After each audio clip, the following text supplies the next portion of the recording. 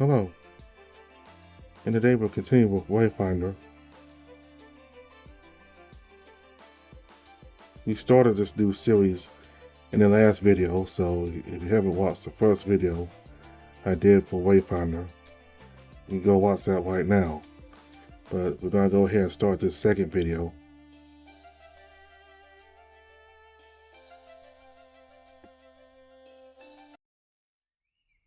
I wake up in a cold sweat to the sound of birds as the sunlight gently touches my face through the window. Last night, did that happen? Wolf Giants. Oh, yeah! It's done whenever you want to get some. Some more what? The stuff, the meat with the potato, and I put some more carrots in the potatoes. It's done whenever you want some. Okay. Okay. What you want? What you reaching for? Oh, I thought you come up kind of close. That's why. I thought you were giving For me something. Kiss. Yeah, I'm giving you something. Okay. That's what I was waiting to give you. Okay. All right. All right, honey. All right.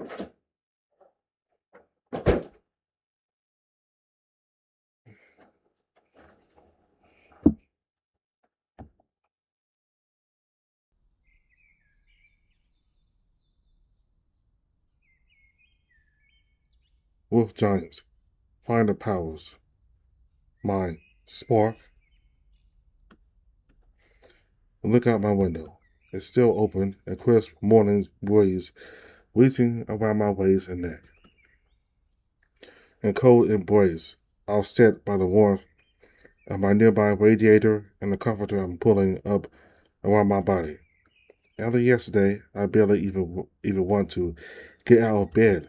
Maybe I'll skip class and stay in my blanket burrito. I look over to the window again. Linus is sat on the windowsill watching the world. At least one of us is enjoying a new day. Arkin, huh?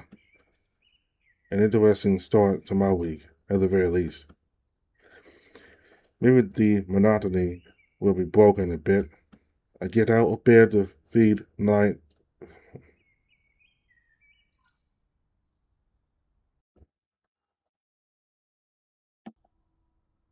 I get out of bed to feed Linus and get ready to head to campus.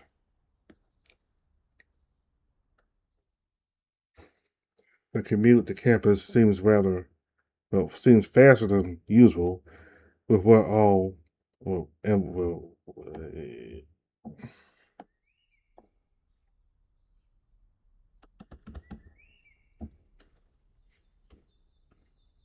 I get out of bed to feed Linus and get ready to head to campus. The commute to campus seems faster than usual, what with all of the new things to mull over. Meeting a wolf giant is an interesting item to cross off the bucket list. Not that I ever planned for it. Moreover, there's our odd dream to consider. Chasing the sun. Free. Who was it they said? Fenrir? That was definitely unusual, and I'm not entirely convinced it was just a dream. I walk up the stairs and head into the building proper on my way to the campus library. I have a few hours left until my only class for the day, but I wanted to head in early to try to study in a location that doesn't remind me of the whole mess that yesterday was. As I'm walking down the nearly empty hall, I begin to contemplate whether or not I should call my mom to tell her about everything that happened. Suddenly, I'm roughly shoulder checked and almost fall, but manage to keep my footing. What the hell?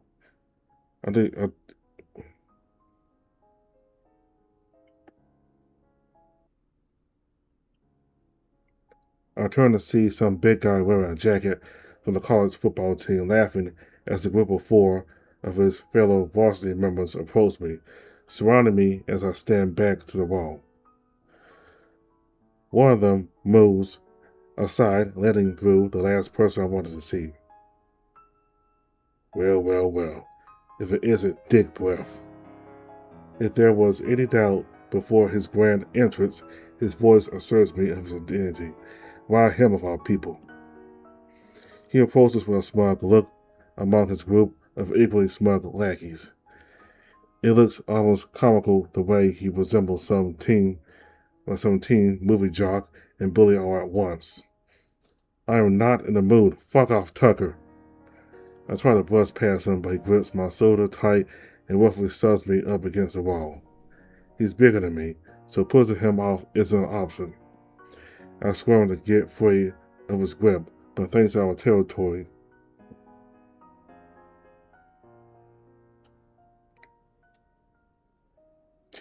I squirm to get free of his grip, but thanks to our history, I know I'm not going to get off that easily.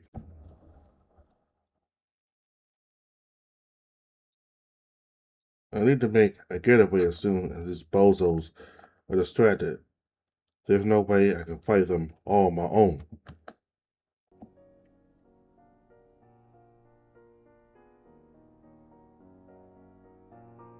Really, I put on a sheltered expression and bite my lower lip while staring into Tucker's eyes. He looks at me incredulously. Moving a bit closer, I place my hand on his chest. I can feel him tense up as he swallows audibly, at least to me. Oh, Tucker, is this what you mean? It's taking everything I have in me not to just try to punch him. Noticeably, his gang of bullies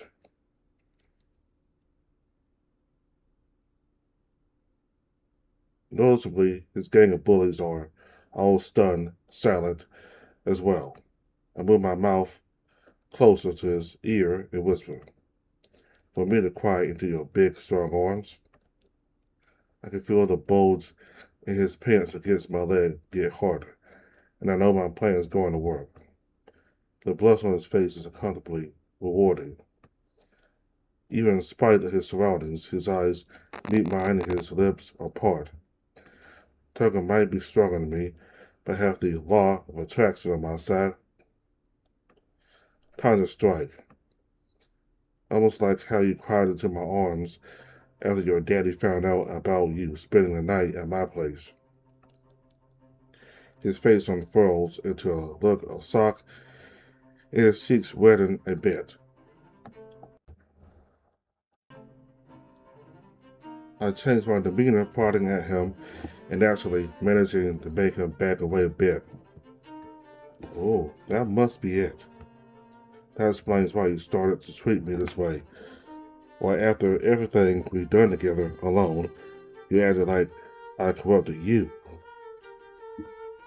My voice is a bit louder now, but I don't care. So you do this high school bully bullshit in public and then come crying to me drunk at night? As if I'd ever take you back after you attacked me. Tucker's face is beet red and goes white all at once. He appears speechless. The hall suddenly quiets down.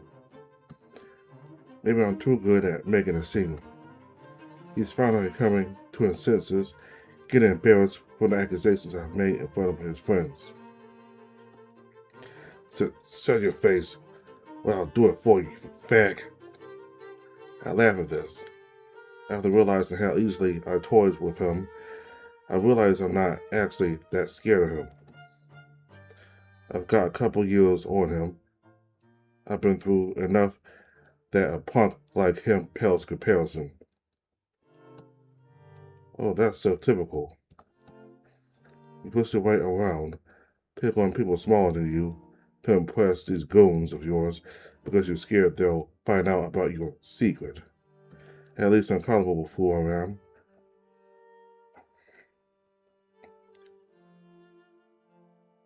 At least I'm comfortable with who I am. You're a self-loathing Sam.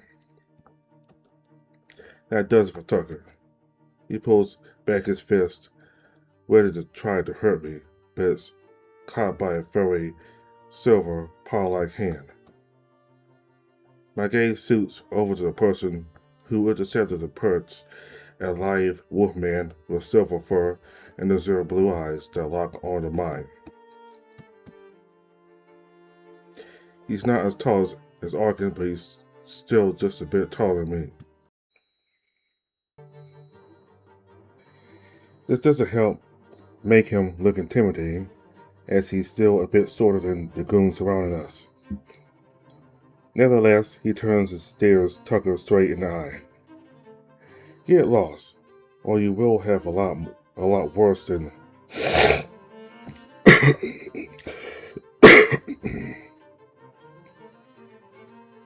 This doesn't help make him look intimidating, as he's still a bit shorter than the goons surrounding us. Nevertheless, he turns and stares Tucker straight in the eye. Get lost, or you will have a lot worse than some humiliation to recover from. The goons laugh, clearly not intimidated by this wolfman's size. I have to wonder why. Well, I have to wonder what they see.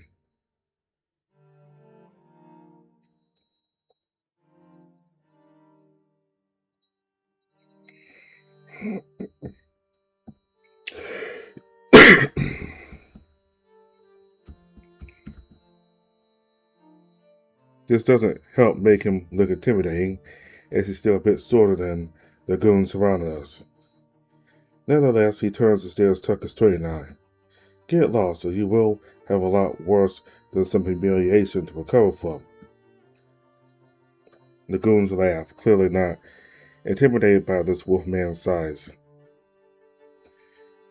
I have to wonder what they see if they're looking at who I'm looking at and not being scared of. Tucker just laughs in his face. Ha, dudes, kick this guy's ass while I do a Fed. While he's little, well.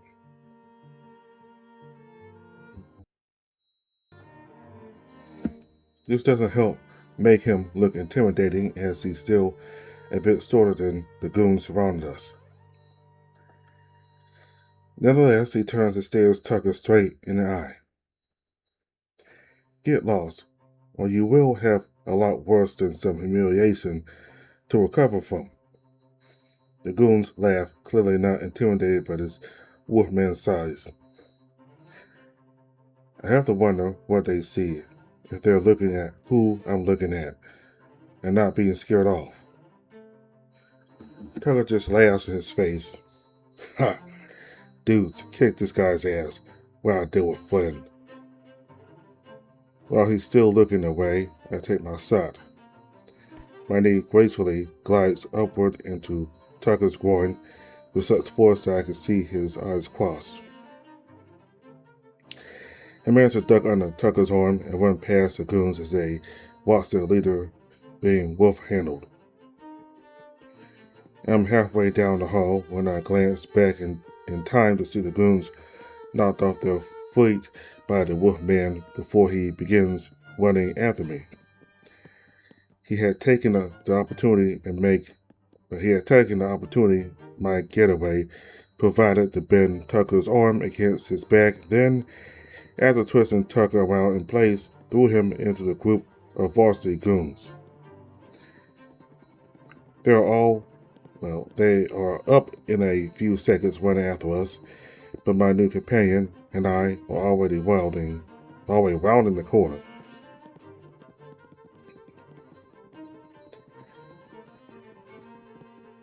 They're up in a few seconds running around us. They're up in a few seconds running after us, but my new companion and I are already rounding the corner. We make it through a pair of double doors, then turn into another hall with an exit at the end. However, I know this exit. It's a long run around the building, and there is a parking lot just outside with loads of cars, through which the goons will likely spend a long time searching. There's a long run around the building, and there's a parking lot just outside with loads of cars, through which the goons will likely spend a long time searching. Instead of going outside, I open a janitor's closet halfway down the hall and hold the door for my lupine companion, quickly slipping inside myself and shutting the door behind us. Out of breath, but trying to be quiet, I covered my mouth as I tried to slow my breathing down. The wolf sharing a closet with me isn't having much trouble at all, likely having a life full of cardio. I whispered to him as he listened to the hallway through the door. Phew. Thank you for the assist, Wolfman. Wolf Giant. Wolfman implies that I'm a werewolf, but we do not. I hold up a hand for him to pause, sighing as I realize I'm over 2 with these wolf giants. After all, I've heard this before and really should have known better. You don't really associate, right? Sorry, I'm still not used to seeing you guys. So, Mr. Wolf Giant? Yes, Mr. Finder. I walk up to him and look him square in the eyes as well as I can in the dim light, holding out my hand. Thanks again. Name's Finn. What's yours? He takes my hand with his paw and surprisingly shakes it. My name is Wolf, and it was my pleasure. I cannot stand the sort of men who would unfairly group up on someone smaller than them.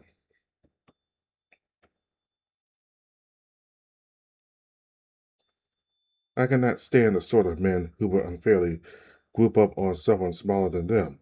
I smile. This meeting was going a bit more smoothly than the one I had last night, although, to be fair to Arkin, by the end we were on better footing. How long have you been a finder? You're not surprised to see me, but cannot tell why I am at first glance.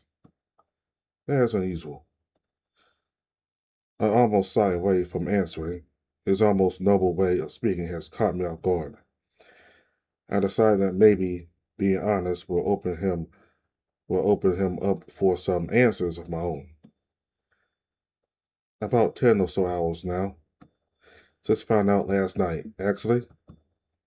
He seems to take this in, reflecting on it, but still keeping an ear up for the hallway. Oh, but you have met another wolf giant before me, yes? That's the only thing that makes sense. Otherwise, you would have been quite shocked, I'm sure of it. How many of my kind have you met? I met one last night, named Orkin. He was pretty off-putting at first, followed me home from the park, but it turns out he saved my life from, well, I don't really know who it was. Actually, you saved my ass too. Thanks again.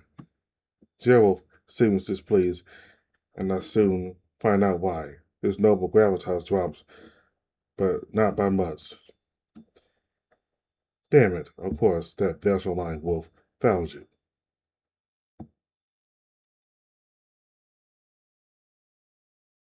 No matter, he'll be but another obstacle to overcome. I was hoping he would fail out before the trials, though at least it is not a wolf of the bear bloodline. What? I feel lost, so I decided to try to ask a few questions myself. What do you mean about the trials? How many of you wolf giants are around, and why are you all appearing so suddenly? He lets out a low grumble and looks through the door opens it as he opens it a quack.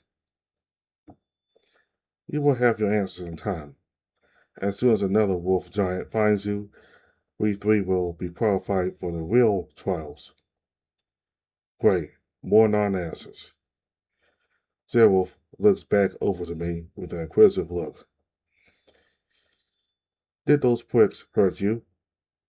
I could have handled them myself, not be but I might not have been able to avoid maiming them. It was smart of you to start and escape when you did. You have good senses, fine, Finn. I'm not used to guys complimenting me, so this catches me off guard. Honestly, I only ran because I knew I'd get my ass handed to me if they all were to attack at once. but it ended up impressing him. No, no, I'm okay. Thanks for stepping in, by the way. It was nothing. You did not exactly wait to be rescued, though. Your dirty tactic is what allowed us a chance to flee. Zero smirks at me and looks back outside. He pokes his head out, then gives me a thumbs up as he opens the door for us to leave. So why was that barbarian trying to dent your face? I roll my eyes. He wouldn't answer my questions, but now I'm answering his. That barbarian was my ex-boyfriend. Zero lets out a wolf whistle. Well, shit. I'm sorry to hear that. Yeah, he is a self-hating dude, bro, who I honestly never should have given the time of day to. I wasted a few months trying to get him to be more comfortable with himself, and me for that matter. One night, about 3 weeks ago, he heard a rumor about himself from one of the guys on the junior varsity football team accusing him of being a gay. Zero snickers, and I don't blame him. Tucker was being absolutely ridiculous, but that wasn't the half of it. I heard he kicked the guy's ass pretty badly, then turned his anger towards me. He stormed through my door and began to threaten me, saying I don't realize what I've done, and actually threw a book at my head, nearly missing me by a hair. I should never have given him a key, but I've since requested and received a lock change. I started looking back toward where we had run from, and then where we had hidden, and shrugged. Our relationship is anything but amicable at this point. Ironic, isn't it? What is ironic? When someone stuck so far in the closet he didn't think to check inside this one for us. Zero lets out a snort and pats me on the shoulder. Well, you seem to be able to handle him on equal terms at the least. Zero walks towards the direction we had come from, and I follow suit. As we walk, I find his eyes watching me, but darting away when I look toward him. I struck up some more conversation. So, are you a student here? Or did you just come here to find me? The lupine's black lips lift into a smirk, thankfully enjoying my cheesy pun. Both, actually. Now that I have found you, I will need to keep using glamour magic to appear as a student, like I am doing now. This way I can remain in proximity to you and the other candidates. Zero stops for a second, likely feeling that my heart skipped a beat in the midst of proximity. You need not worry.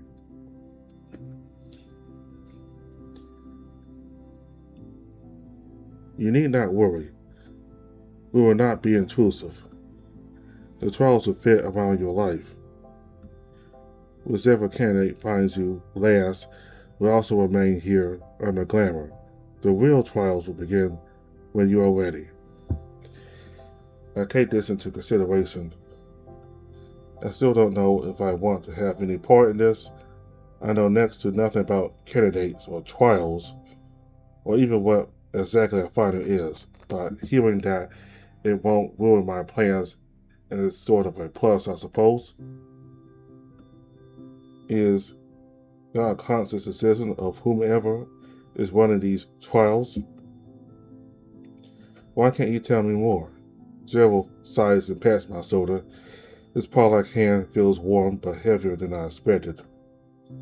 His proper way of speaking also seems to drop off as he softly speaks, as though he were lowering a curtain to let me peek around.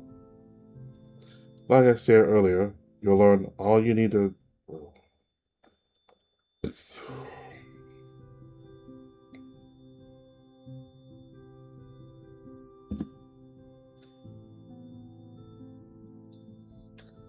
His proper way of speaking also seems to drop off as he softly speaks, as though he were lowering a curtain to let me peek behind.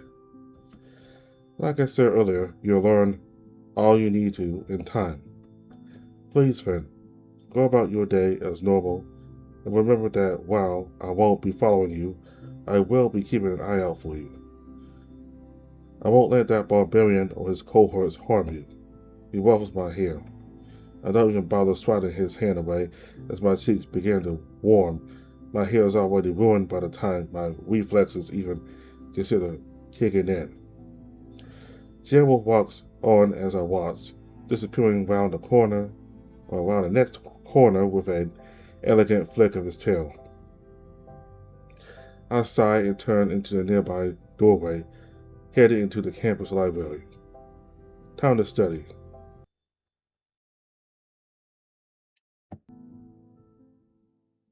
I sit at a desk along a wall with a railing up above, directly below the balcony of the upper level. Bookshelves line several paths perpendicular to a long desk, held into place by several pillars at each end. I like to sit over here as a few years ago there was an incident in which bookshelves dominoed and injured a few people, so over here is the most safe place in such an event. It's a pretty stupid phobia, admittedly, but the kind of day I've been having warrants caution. I was studying and managed to get a good few chapters read in just under an hour, but now I still have about an hour and a half to kill before I have to leave, so I decide to humor myself and look into anything related to wolf giants or werewolves or wolf people in general. I find one horror story called A Wolfening by Yancey Oates about a werewolf who gets killed in a hit and run by a couple and is avenged by his family werewolves. There's another, also horror adjacent called Howling Helena by Jorgen Kingkenner, which starts out as a romance story but turns into a coming of age story.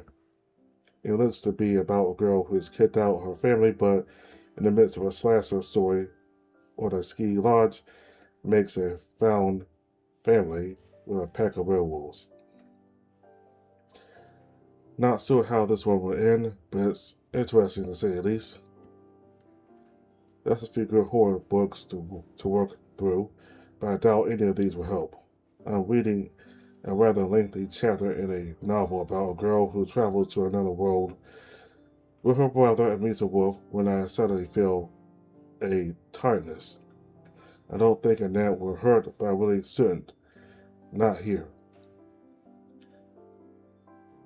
I blink several times fast, trying to fight the weariness in my eyelids.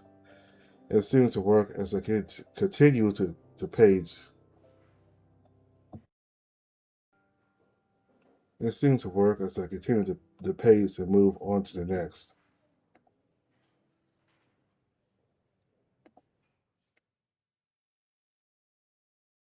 Gosh damn it, I fell asleep again. I awake in a large plateau under the dust sky.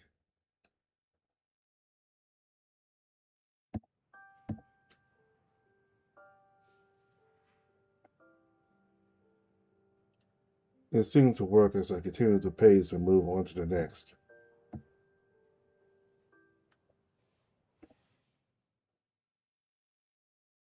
Gosh damn it, I fell asleep again.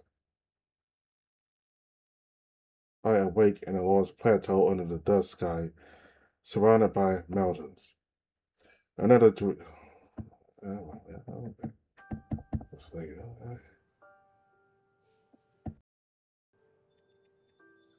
It seems to work as I continue to pace and move on to the next.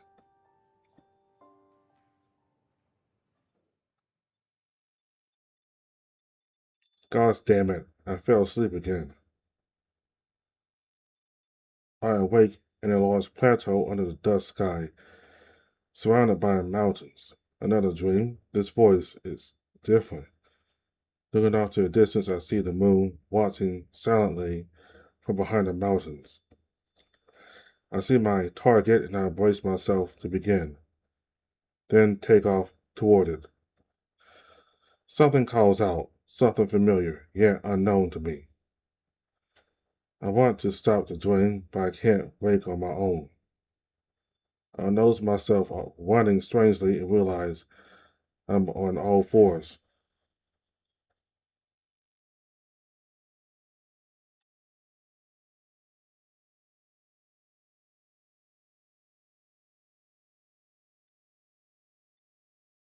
I want to stop the dream, but I can't wake. I want to stop the dream, but I can't wake on my own. I notice myself running strangely and realize I'm on all fours. Wait, do I have paws? I do have paws and a muzzle. Awesome. Can I howl? I try. I howl. Oh, I think it sounds quite lovely. Thank you very much. Brother will be very jealous, I think. Yes. Wait, I can speak in my dream this time. The dream being doesn't answer. To myself, this wolf dream shit is getting tiring. The sky above fades from dusk to deep night. Stars fill the sky, and my goal grows further and further away. Time to hasten. The hunt begins. Reaching a forest at the base of the mountains, I continue my chase. I won't let you down, brother. I'm a good hunter. What the hell? Where is this? What am I seeing? I speed past trees and rocks and berries and animal tracks and mossy logs and regular logs and many, many fallen trees. I must go faster. Over a broken deer antler, under a half-fallen tree, wind in my fur. You're going too fast. You're going to run into something. Be calm, Finder. See and hear. Feel and find. But what? Trees dance around my vision as I speed through the forest, coming to a slower gait as I reach the base of the mountain. I work my way up, not really adhering to the shape or incline of the terrain. It is beneath me, both literally and figuratively. I need to make haste, and this mountain cannot hinder me. The summit is soon in sight. Do you feel the pull, Finder? The senseless need to chase that fractures one's mind and lays claim to one's heart. I feel what he feels, no. What you feel. What is this? Who are you? There's no time for that now. Watch. Find. I don't know what I'm supposed to find here. I don't even know what a finder is. I look to the sky and howl at the moon. Brother would be proud, indeed. Father, too, were he not chained up so. The fetter that binds him might not be broken anymore anytime soon.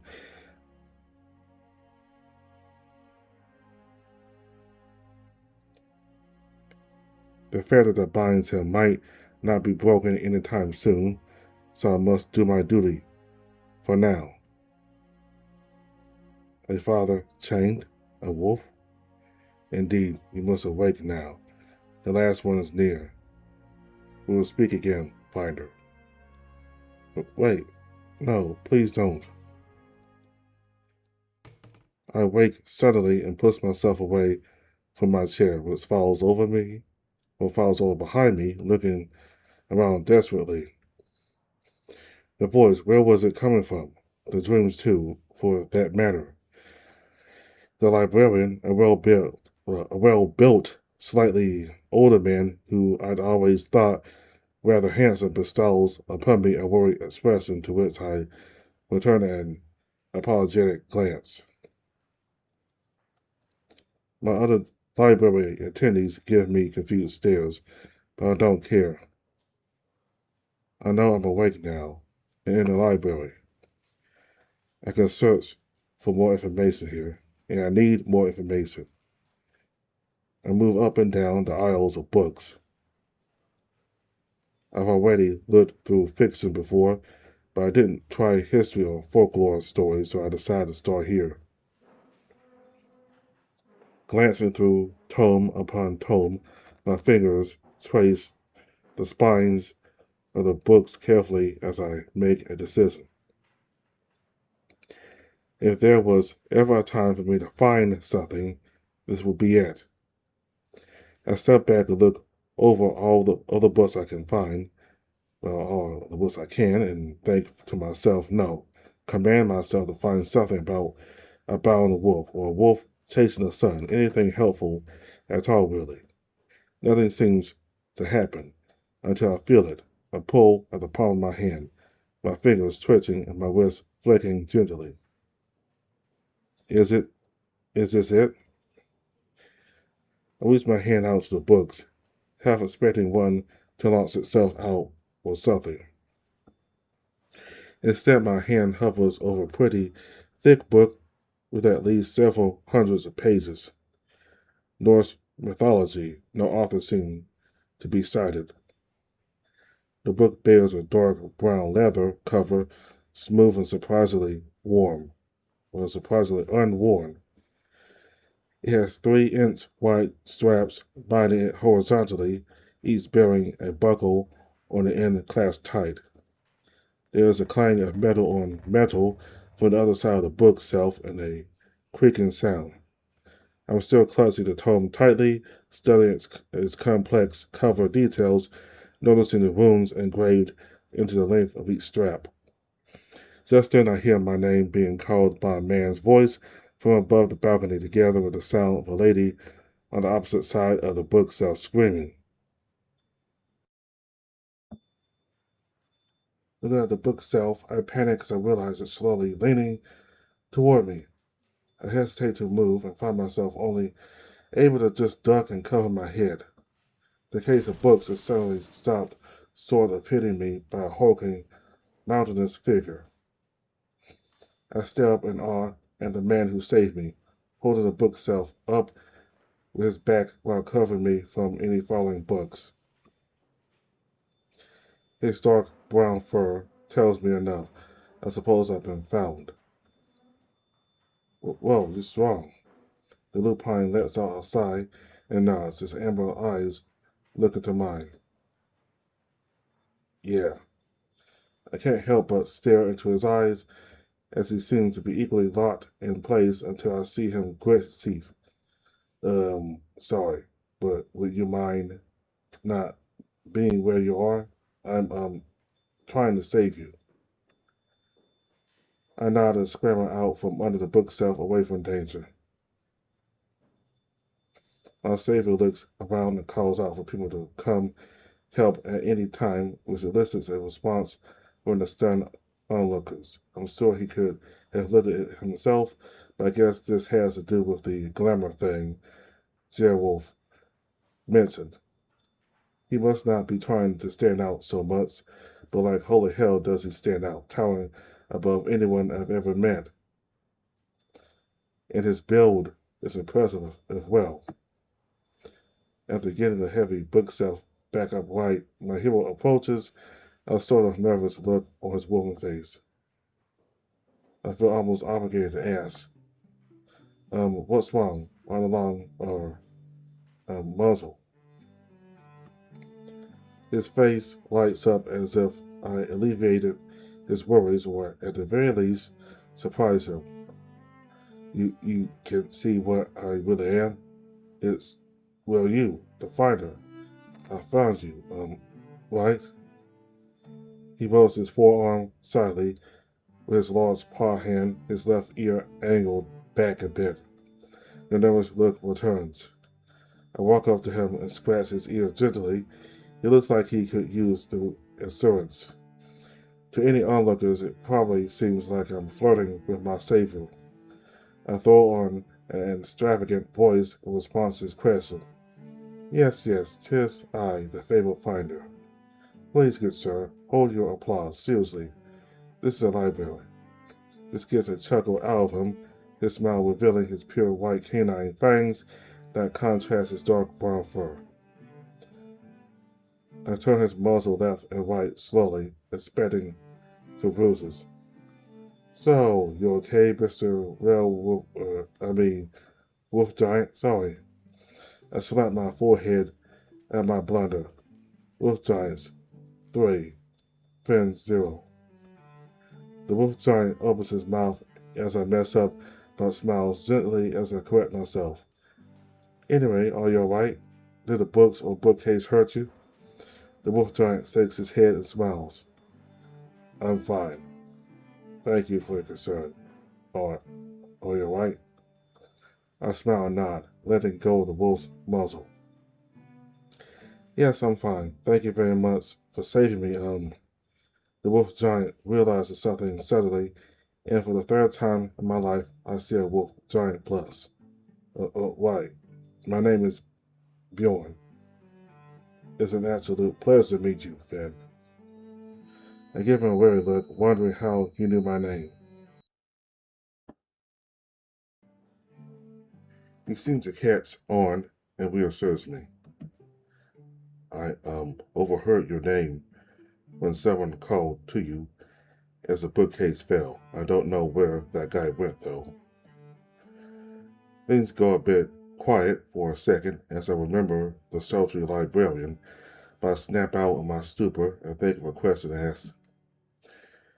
Hey, how does one tell wolf giants apart from werewolves?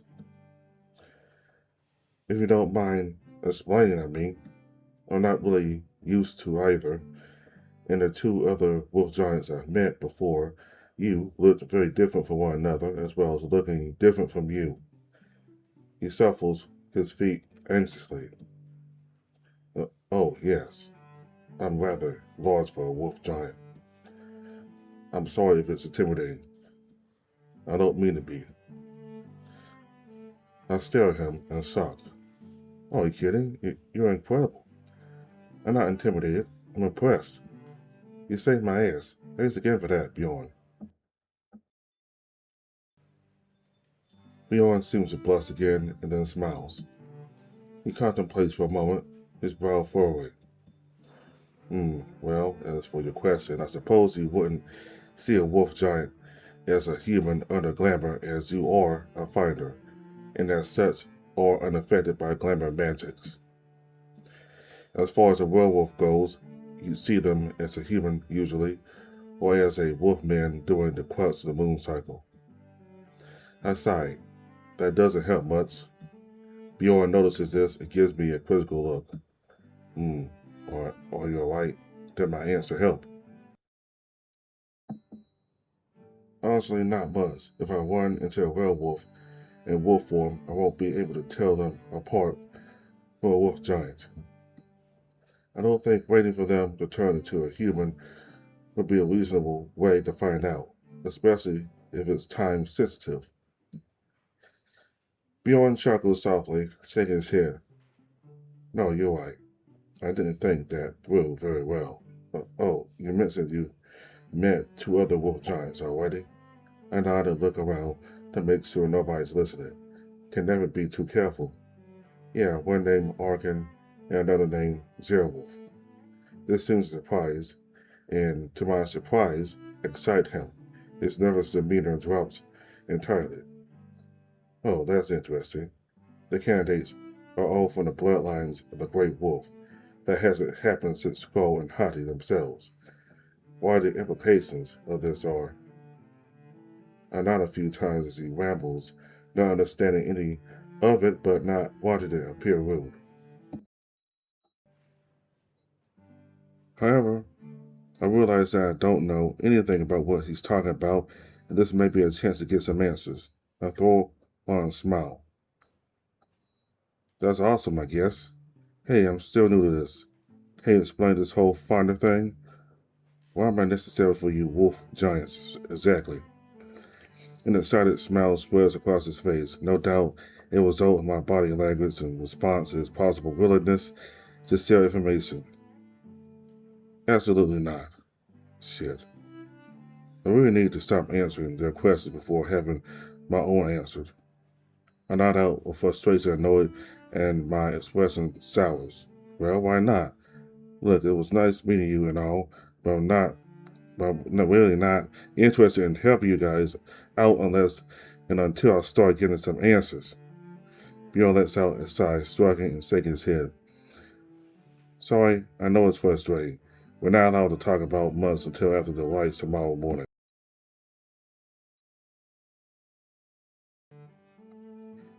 I'm sorry, what are the lights? His entire disposition shifts, and he sounds like a nervous wreck. Oh, I wasn't supposed to say that. Finder, please, I'm not allowed to tell you much. I'll share what I can. You might have heard some of this before, but look at him attentively, watching his eyes and looking for any sign he might be misleading me. Hearing his unwillingness to share, I cut in. Please, Bjorn. Bjorn holds a hand up to silence me. I find myself stunned at how direct this motion is coming from someone who seemed so timid a moment ago. Bjorn smiles contently continues. 3 wolf giants have found you, Finder. The other candidates, hopefuls, will return to their homes after the lights tomorrow morning, and then three can find you. We three can find you and explain as much as you want to us. We need you to trust us. I'm frustrated, but I sigh and nod. All right, I'll entertain you. If we four are meeting up, though, we're meeting somewhere at least mostly public where I feel safe. I'll consider what you all have to say, and then I'll answer you when I can. Well, okay. Do you have anywhere in mind? Well, that was short-lived. He's back to Tim again. I ponder for a second and then remember my plans for the next day, and a perfect venue becomes clear to me. I volunteer at a garden center on the top floor of a nearby mall. The owner of the store likes to handle deliveries himself. He closes up early sometimes so I can tend to things in peace so there won't be any customers and he'll be happy for the extra help caring for plants. Oh, you enjoy gardening? I read about the different common plants around this area when I learned we were coming here. I've been meaning to get a closer look at some of them. I'm impressed again. Behold this back from him. Yeah, I've been helping him for a few years now, but Bjorn, focus. Please find Arkin and Jerwolf and let them know. It seems like you three are competing or something, but please don't sabotage them. His face lights up and he chuckles. You don't have to worry about that. I promise I'll let them know and you'll have your answers tomorrow. I smile at this and then look at my watch. Oh shit, I'm going to be late to my exam. Bjorn looks at me quizzically, but I pay this no mind. I really don't want to be late. I grab Bjorn's hand and shake it with both of my hands and gather my belongings. Then we separate. I went out of the library, waving goodbye to a large wolf giant, passing the solitary librarian who, despite reaching out for my attention, I make no time for. It's not for another few minutes while running to my history class that I figure out why he wanted to get my attention. I'm clutching a book of Norse mythology against my own belongings while I'm running. I walk outside the library building and head to the building where my class is. I feel bad, but there isn't really a fine for taking books out without checking them out as long as I register to use it on the campus library's website. I decide to worry about that later and take the book with me. I'm running out of time to get to class.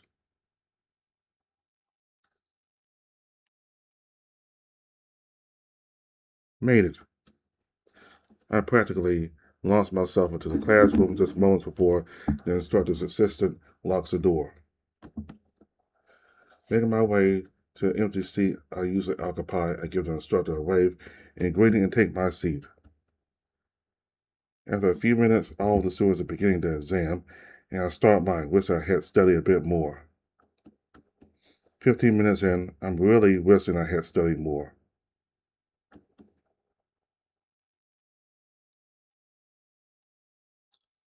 I'm answering some questions fine, and others don't seem to compute internally the way I know they should.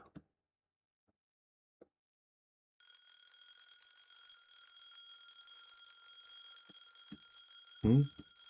The soft ringing comes in loud behind my head from up on high. Look around, see people grabbing their bags and near, and then hear the instructor address us. Fire alarm. Everyone, please gather your belongings and make an exit through the emergency doors at the far side of the class down the stairs.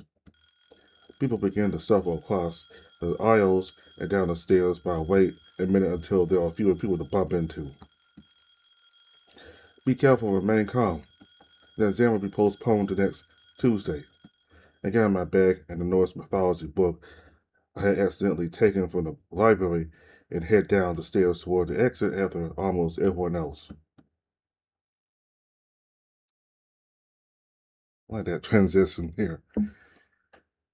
Just flip around. Yeah. Quite a few of the students, myself included, stand scattered outside in the gentle sunlight. The campus security administrator is talking to the instructor and a few other faculty members of the building that was just evacuated. I feel a warm breeze on my neck and recognize the forestry scent from the night before immediately. Turning my head, I see the wolf giant sharp smile out of the corner of my eye, and I turn to meet him. Organ, what are you doing here? Oh, I was just nearby. Saw you, figured I'd say hello. So, hello.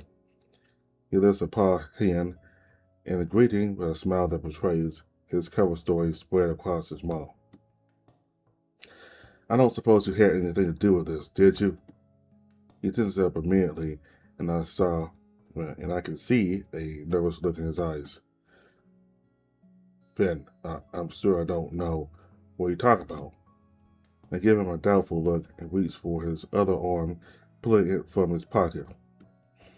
As I suspected, a blue residue coats his paw. Arkin chuckles nervously, and I flick his nose, which elicits a squeak from the lupine. Ow, what was that for? Arkin! I'm not too loud, but he looks socked, as though I'm yelling at him. Why would you pull the fart?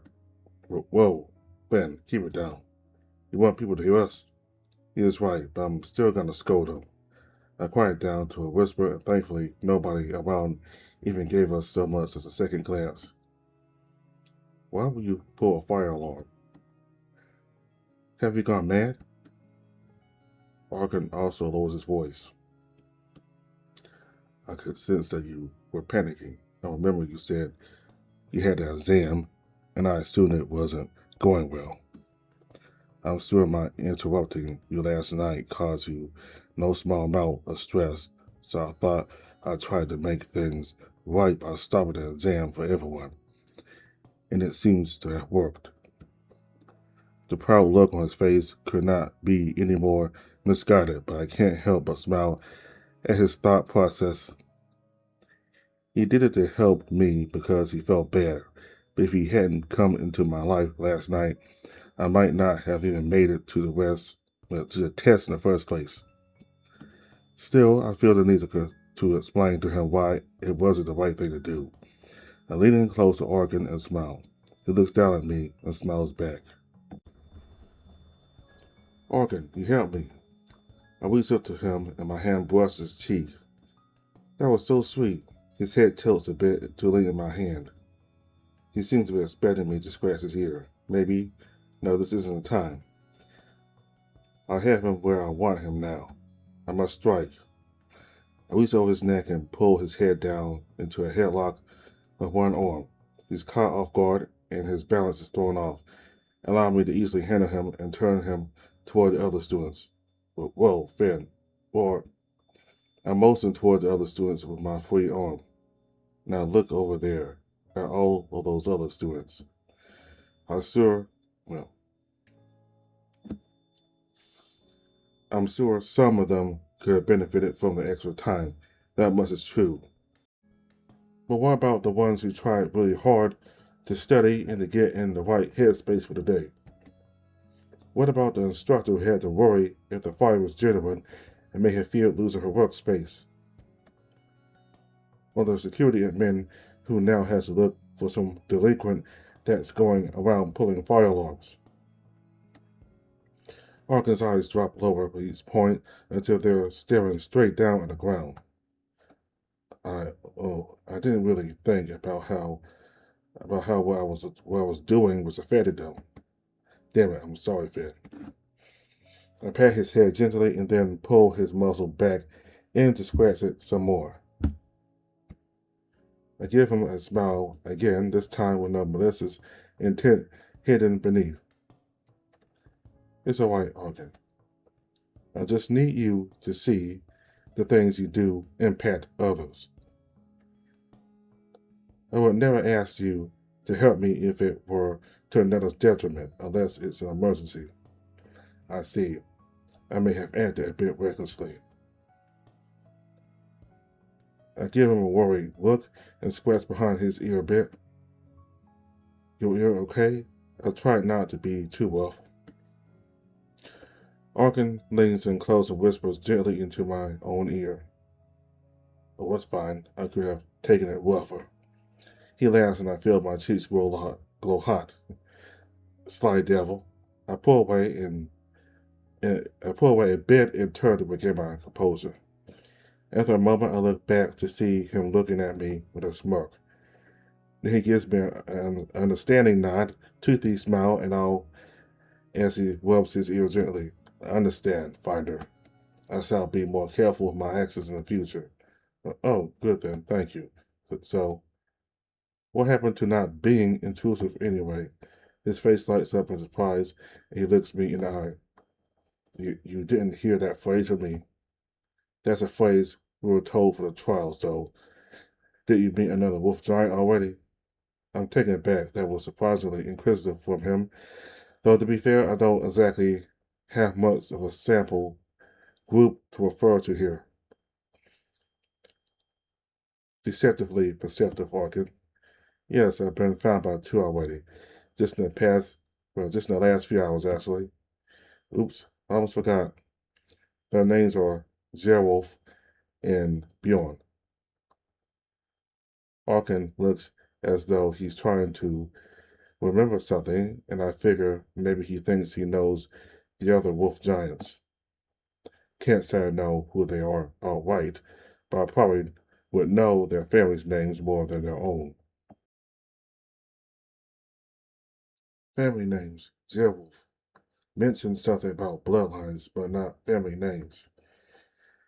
I'd ask about it, but he'll most likely just tell me he can't answer that or something. I decided to skip the question for now and remember the talk I just had with Bjorn and our plan to meet up tomorrow. Hey, we're meeting up at the garden center in the mall tomorrow afternoon so I can hear what you all have to say. I'll make my decision on whether I want any part in this as I hear you out and have some time to think. Is that okay with you? Harkin opens his mouth to answer, but is silenced by the sound of his stomach growling. Oh, hold that thought. My wolf giant friend looks at me quizzically. We're gonna get some food and talk about it while we eat. Come on, Narkin. The wolf giant gives me an embarrassed smile and follows me. As we walk past the security administrator and facility, I overhear him. We looked at the footage already. The person who pulled our alarm seems to be blurred out, and we can't tell who it is. I follow the figure on the cameras outside the doors. I swallow hard and try not to look suspicious. It seems they made a getaway already. Well, if the budget cuts hadn't wiped out the security team's numbers, I'm sure you would have caught them. It speaks to the greed of those in higher seats that they'd rather save a buck than potentially save someone from harm, like that poor girl last week. I almost instinctively stopped to listen, but realized I looked suspicious, so I eavesdropped while walking. She was found maimed in a parking lot just off campus, shivering and delirious. An attack just off campus. I heard the police couldn't find a trace of evidence and that the attacker could still be out there. That's terrible. It's just a saying. And there used to be a security officer stationed in that area. I can't imagine how long she must have been there waiting for help. That poor girl. I sat there and walked on. I know I have my own problems to deal with, but I can't imagine having to go through that. Hawkins ahead of me a bit, so I jogged the cats up as we make our way towards the cafeteria. We walk into the cafeteria after a short walk across campus. A question comes to mind, and I turn toward Arkin as we walk. Hey, Arkin, how do you mess with the footage anyway? And how did you get away with all of that blue crap on your hand without being caught? You stopped hiding your hand, and we walked right by the security administrator. Arkin laughs and places a warm hand on my shoulder. It's a bit heavy, but he doesn't hinder my movement. But more than that is the hand with the blue residue coated in it. I shake his hand away before it stains my shirt, but it's long since dried. That's basic glamour magic. Then I can show you some when our candidacy is confirmed after the rites. Show me. I get to see magic. Okay, I can be patient. Anyway, I have a meal plan called for the cafeteria, but if you wolf giants are glamoring as students, I assume you don't. You might have to use money here.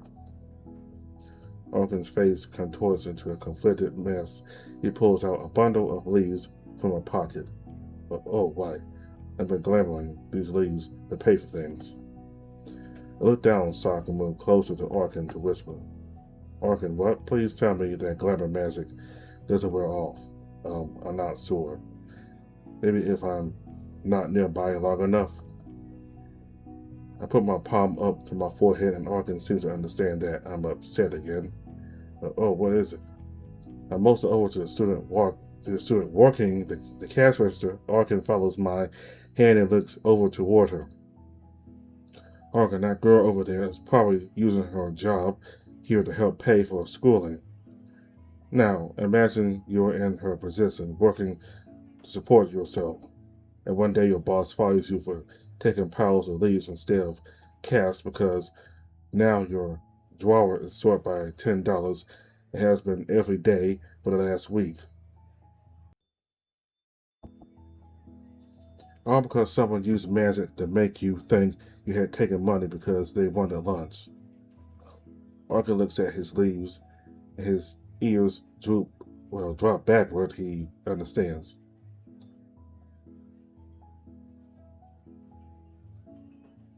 Arkin looks at his leaves, and his ears drop backward. He understands. I'm sorry, I'm just doing what we were told to do by the elk. I realized he cut himself off and pieced it together myself. Elders, is that what you were going to say? Am I not supposed to know that? Arkin nods and I can see him blushing again. It's okay, Arkin, I don't fault you at all. Arkin, you're just dealing with the hand that was given to you. And about the things you can't tell me, I won't pry further. Hey, I place a hand on his arm and hold up my food card. He looks at me with guilt in his eyes, but I smile at him reassuringly. I get gas meals. I'll cover you, big guy. So what kind of food do you usually eat? Arkin's ears perk up. He smiles and he looks around, sniffing the air a bit. I swear I can almost see his mouth watering. A hungry wolf indeed.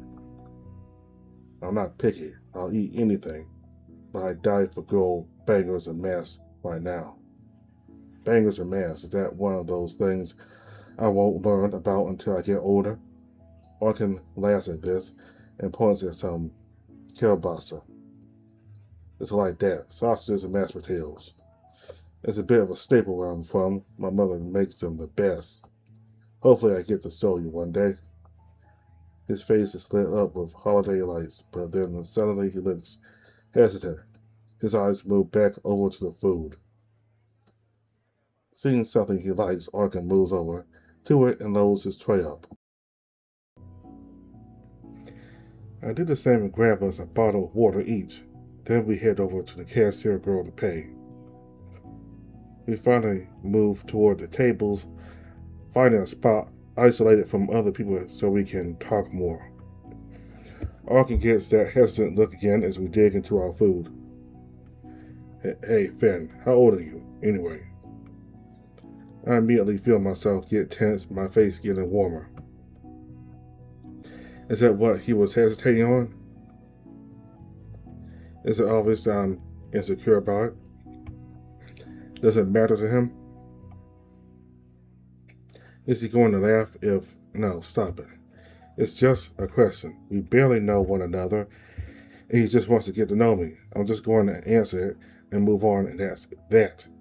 I'm 25, almost 26. I realize I stuttered, and my face gets warmer, and I immediately feel like I need to defend myself. I know that is a bit odd for a sophomore in college to be my age. Life got in my way, and I couldn't make up my mind, so I had a bit of a late start. Organ is patting me on the forearm gently and looking at me with a worried expression, and I hear his voice softly replying, "Hey, Finn, it's okay. It's okay. Look, I'm about the same age as you. Actually, I'm almost 27 myself. Man, you really tensed up there. I don't know much about any of this college stuff, but you're still pretty young. You shouldn't let something like how old you are bother you so much." I take a second to calm down. Arkin's right, and I feel like a fool. I'm a little sad that it got to me so much. Yeah, it's silly to be worried about something like how old I am, but I can't help it. Have watched all my old friends starting their adult lives, and me and them already having something to show for it. I feel like I'm behind, stuck on things that happened so long ago and not moving forward nearly fast enough to escape the feeling that never mind, it's silly, and we should eat our food. I look over to Arkin's plate, only to see that he's already finished his meal. I was hungry, sorry. We both laugh and rubs his head in embarrassment. This wolf giant is just a puppy. And take a smaller portion of my own food and separate it. Then grab it. Then grab his plate.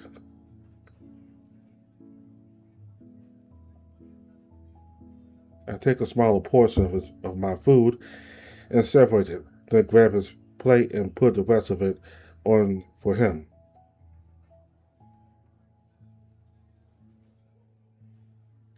And take a smaller portion of my own food and separate it. Then grab his plate and put the rest onto it for him. When I hand the plate back, he looks at me in surprise. Well, won't you be hungry? No, I'll be fine. I only have one class after this, so I can just eat at home in a bit if I do get hungry. Thanks, I haven't eaten in almost a day and a half. Orkin smiles wide and then starts digging in. He continues to walk while chewing. Normally, I find that off-putting, but it's kind of cute since he's got a wolf maw. So, you should listen out your window tonight. You'll be able to hear it. Hear what? Arkin seems excited. Arkin seems excited now, and he has a childish smile. No telling. You'll love it though, I promise. Arkin finishes food just as I do. Then he gets up and grabs both plates and trays and brings them to the disposal area. On his return, Arkin stands right next to me as I sip some of the bottled water I pick up. Arkin puts his arm around me and leans in close before I can react. A deep whisper in my ear sends shivers down my back and neck. Tonight, Finn, listen out your window at midnight. He'll heal us all. You'll heal us all. only finders can hear through the veil as far as humans go. I feel myself blushing and almost choke on my water as he pats my head again and swiftly moves toward the exit. See you around, little guy. Suddenly he's off, leaving my cheeks red with nervousness. I see his tail I see his tail twist as he walks out the door. That damn wolf. I finish up and decide to head to my last class for the day early. I'm heading to my last class, fresh off the lunch.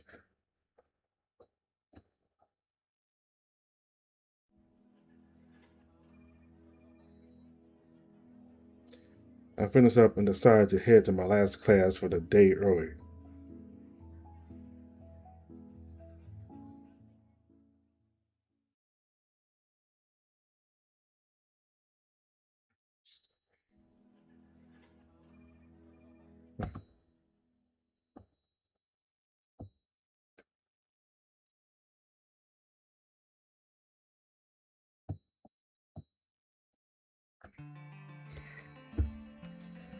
And so in this part here, we met two more wolf giants, Wolf and Bjorn, or Jorn, I guess.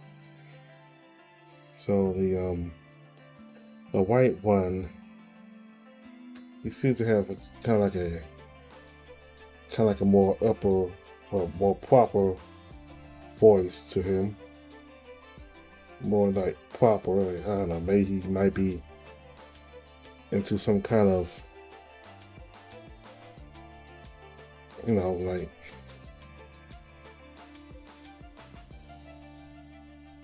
I don't know, maybe he's kind of upper class something. I don't know. I don't think anybody would just have a sophisticated accent. Anyway, so we met him in and right before we met him, we met Finn's, I guess, former boyfriend, and he's in the closet. He doesn't want his friends to know that he's gay. His football teammates and him and his teammates are ganging up on Finn, so Wolf came to help him out.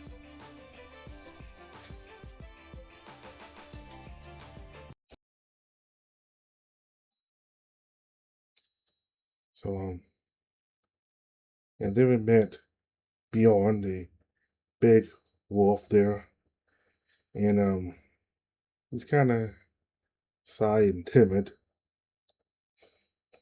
but he gets really confident when he has to enforce the rules. Like when Finn asks if he could tell him where he refused to tell him, like, what they're hiding and why, and all the information they won't tell him. And Bjorn right away says no, of course not. So he does get confident, like when there's obligations that when there's things he can't tell. So if there's something that all of them have in common, is that but all of them tell Finn that they can't reveal all the information just yet, and that Finn just has to trust them. So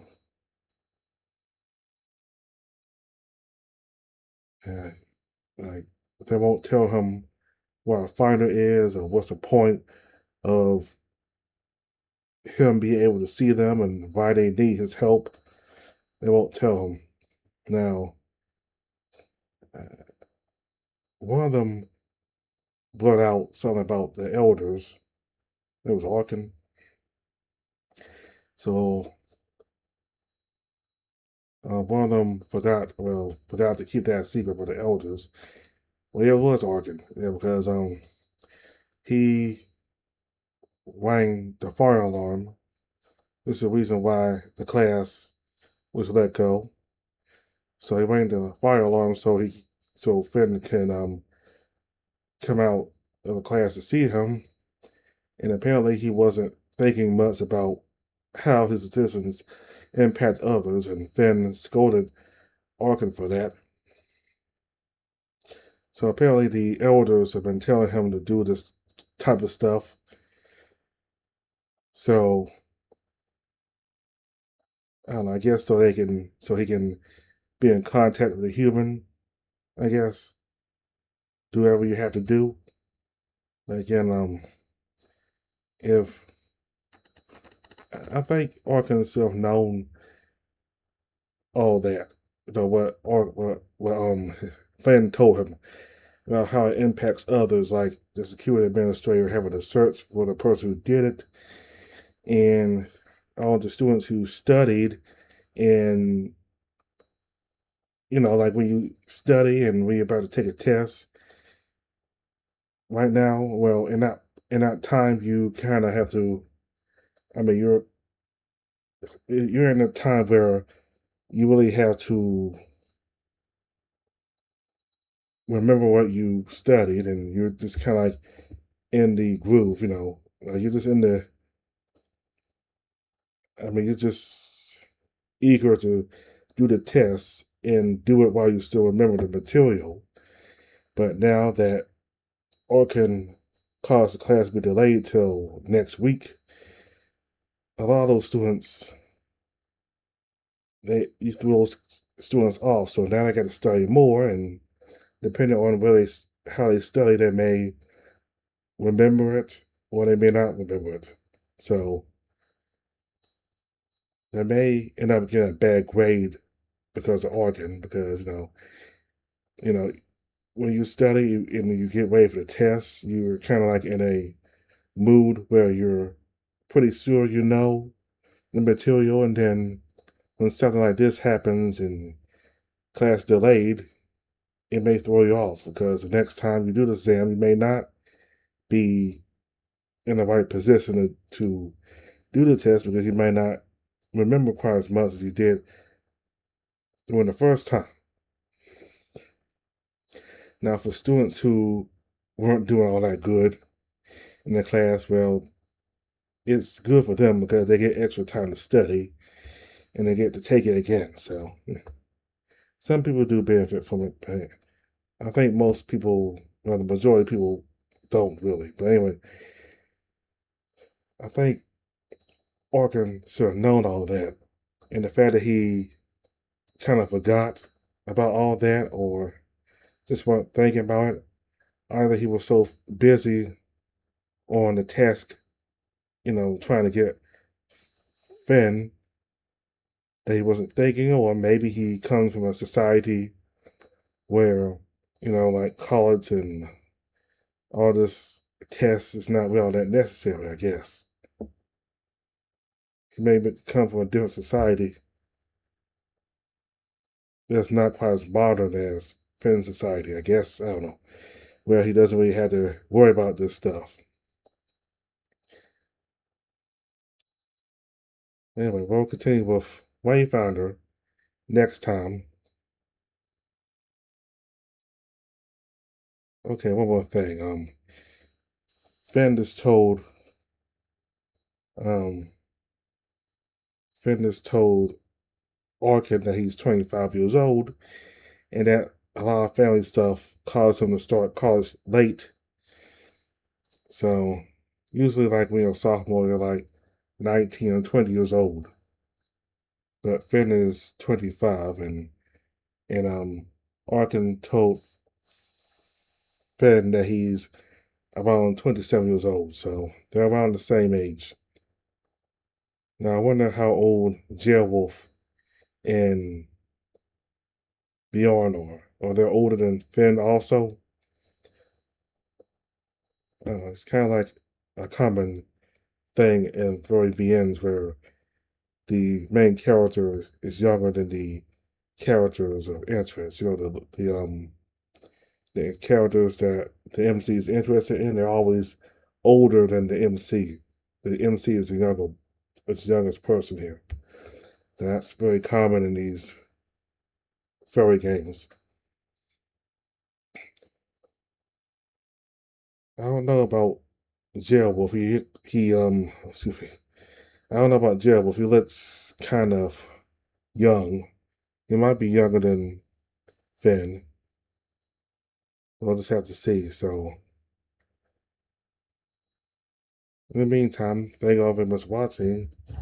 Goodbye.